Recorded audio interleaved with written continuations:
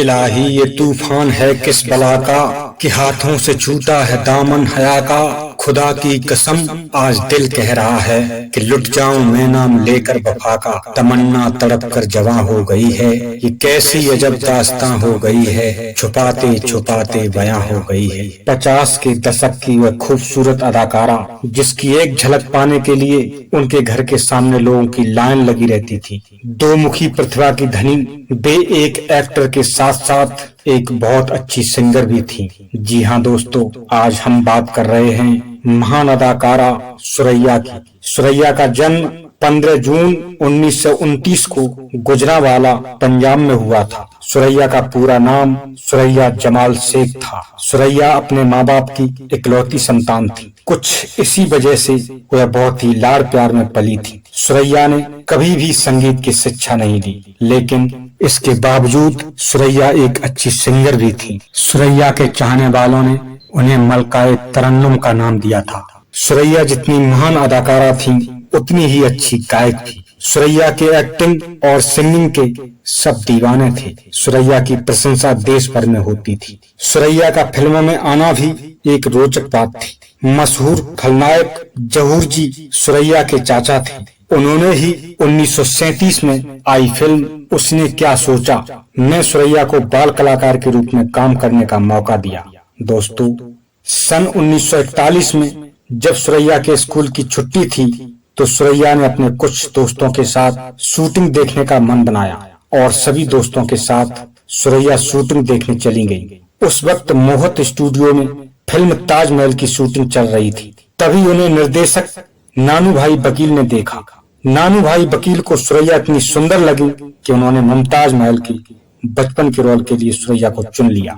संगीतकार नौशाद ने पहली बार ऑल इंडिया रेडियो में सुरैया की आवाज सुनी। सुरैया की आवाज नौशाद को बहुत पसंद आई तो नौशाद जी ने सुरैया को फिल्म शारदा में गाने का मौका दिया। सन 1947 में जब देश का बंटवारा हुआ उस वक्त नूरजहां और खुर्शीद बानो पाकिस्तान चली गई, परंतु सुरैया ने भारत को ही चुना और यहीं रही। फिल्म विद्या में अभिनेता देवानंद साहब सुरैया के हीरो थे। उस वक्त सुरैया बड़ी स्टार थी। देवानंद उनके सामने जब डायलॉग बोलते तो भूल जाते, क्योंकि देवानंद को लग रहा था कि सुरैया इतनी बड़ी अभिनेत्री हैं और मैं अभी अभी आया हूँ, जिस वजह से उनके मन में घबराहट सी हो रही थी। देवानंद साहब सहमे सहमे से रहते थे। सुरैया को समझ आ गया कि देवानंद नर्वस हो रहे हैं। सुरैया ने देवानंद से इतने अच्छे से बात की कि देवानंद का सारा डर भाग गया और उन्होंने अच्छे से डायलॉग बोलना शुरू कर दिया। फिल्म विद्या के दौरान ही देवानंद और सुरैया में प्यार हो गया। देवानंद सुरैया से शादी करना चाहते थे, लेकिन सुरैया की दादी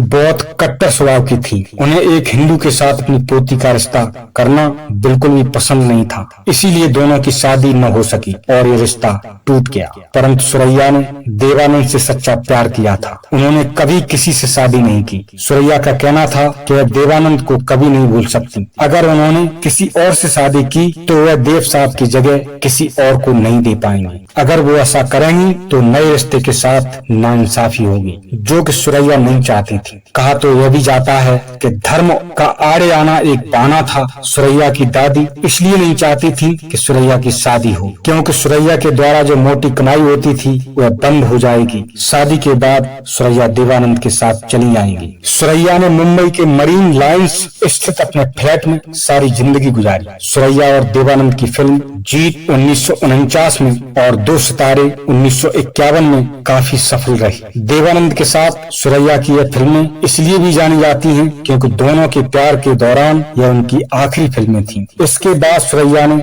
देवानंद के साथ कभी काम नहीं किया। देवानंद साहब ने अपनी जीवनी में सुरैया के बारे में लिखा। देवानंद अपने पहले प्यार को कभी भूल नहीं पाए थे। देवानंद ने अपने जीवन से जुड़ी एक किताब लिखी है। किताब का नाम है रोमांसिंग विद लाइफ, जिसमें उन्होंने सुरैया के बारे में बताया।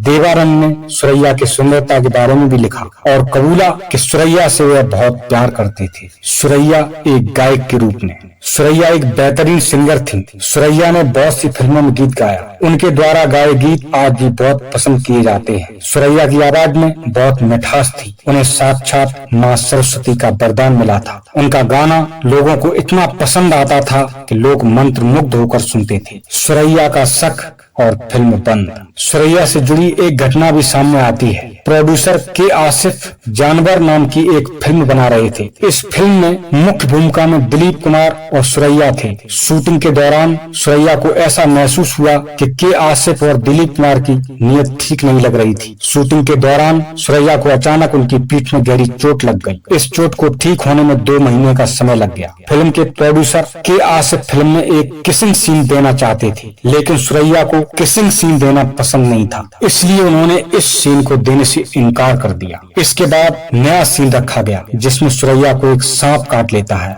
और दिलीप कुमार को अपने मुंह से चूसकर जहर निकालना होता है, लेकिन सीन सही तरीके से शूट हो गया। फिर भी 4 दिन तक बार बार इसी सीन को शूट करवाया जा रहा था। यह बात सुरैया को बिल्कुल भी पसंद नहीं आई और सुरैया शूटिंग छोड़कर चली गई। हुआ यूं कि सुरैया का यह व्यवहार के आसिफ को पसंद नहीं आया और उन्होंने फिल्म बंद कर दी। सुरैया का अकेलापन। सुरैया 40 और 50 के दशक की सबसे ज्यादा फीस लेने वाली अभिनेत्री थी। फिल्म मिर्जा गालिब, जिसमें सुरैया ने एक्टिंग भी की थी और गाना भी गाया था। यह फिल्म जब बड़े पर्दे पर रिलीज की गई, उस वक्त प्रधानमंत्री जवाहरलाल नेहरू ने सुरैया से कहा, सुरैया तुमने इतना बढ़िया अभिनय किया कि मिर्जा गालिब को जिंदा कर दिया। इतना मुकाम हासिल करने के बाद भी सुरैया अंदर से बहुत अकेली थी। सुरैया ने एक बार लता मंगेशकर से कहा कि मुझे लगता है कि फिल्मी दुनिया में जो मेरा योगदान था वह पूरा हो गया है, अब मुझे इस फिल्मी पर्दे से संन्यास ले लेना चाहिए। सुरैया की इस बात पर पहले तो लता मंगेशकर जी कुछ देर तक चुप रहीं, फिर बोली,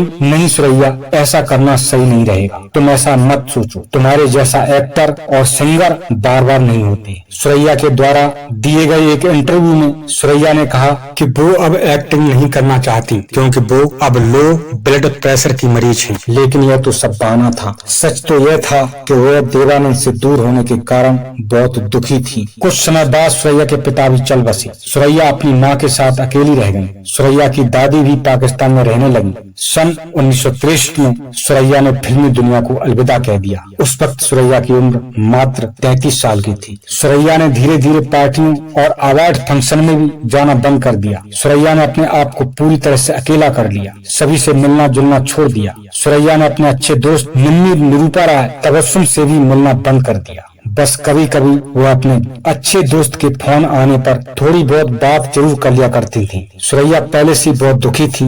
फिर अचानक 1987 में सुरैया की माँ भी चल बसी। अब तो सुरैया पूरी तरह से अकेली हो गई। सुरैया माँ के जाने का दुख बर्दाश्त नहीं कर पाई और पूरी तरह से टूट गई। सुरैया की यादों का वह घर जिसमें वह अपने माँ बाप के साथ रही, उनका बचपन बीता, उन्हें काटने को दौड़ता था।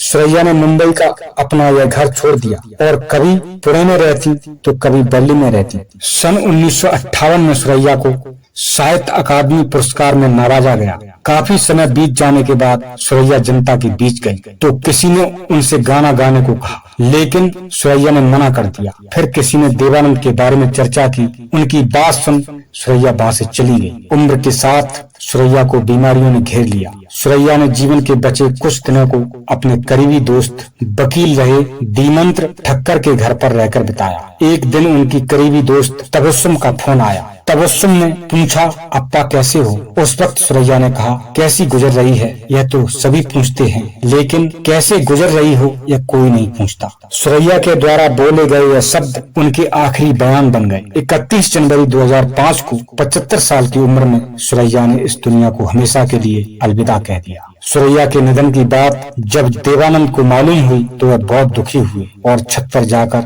सुरैया की याद में बहुत आंसू बहाए, क्योंकि देवानंद कभी भी सुरैया को भूले नहीं थे। तो दोस्तों, ये थी कहानी महान एक्टर और महान सिंगर सुरैया की, जो कि अपने जमाने की बहुत बड़ी स्टार रही। तो दोस्तों, आशा करते हैं ये कहानी आपको अवश्य पसंद आई होगी। दोस्तों, अगर कहानी पसंद आई है तो वीडियो को लाइक कीजिए और चैनल को सब्सक्राइब कर लीजिए, क्योंकि ऐसी ही ढेर सारी जानकारियां हम अपने चैनल पर आपके लिए लाते रहते हैं और हमेशा लाते रहेंगे। इसी के साथ हम अपनी बात यहीं पर समाप्त करते हैं। तब तक के लिए आप अपना ख्याल रखना और मिलते हैं अगले वीडियो में ऐसी ही किसी रोचक जानकारी के साथ। धन्यवाद दोस्तों। जय हिंद, जय भारत।